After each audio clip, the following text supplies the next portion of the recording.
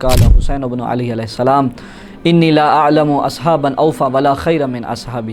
سامعین محترم، امام حسین علیہ السلام میدان کربلا میں روز عاشور اپنے اصحاب باوفا کی وفا کو دیکھتے ہوئے ارشاد فرماتے ہیں کہ جس طرح مجھے اصحاب ملے ہیں اس طرح کسی کو یہ وفادار اور اس سے اچھے اصحاب کسی کو نہیں ملے۔ ایک روایت میں ملتا ہے کہ امیر المومنین علیہ السلام اور جناب رسول خدا صلی اللہ علیہ وسلم حتیٰ امام حسن مجتبی علیہ السلام بھی ارشاد فرماتے ہوئے نظر آتے ہیں ان الحسین و اصحابہ، کہ بے شک امام حسین علیہ السلام اور امام حسین علیہ السلام کے اصحاب سادات الشہداء یوم القیامہ، قیامت کے دن تمام شہداء کے سردار ہوں گے۔ امام علیہ السلام نے شب عاشور سب اصحاب کو یہ بتا دیا تھا کہ کل آپ اس طرح شہید ہوں گے، لیکن وہ اصحاب باوفا یہی کلام ہوتا تھا کہ واللہ ابن رسول اللہ، اے رسول کے بیٹے، خدا کی قسم، لقد من اللہ بک علینا، خداوند متعال نے آپ کے ذریعے ہم پر احسان کیا ہے۔ کیا احسان کیا ہے؟ ان نقاتل بین یدیک، کہ ہم آپ کی راہ میں قتل کر دیے جائیں۔ یہی وجہ تھی کہ اصحاب باوفا کو اتنا مقام ملا ہے۔ انہی اصحاب باوفا کی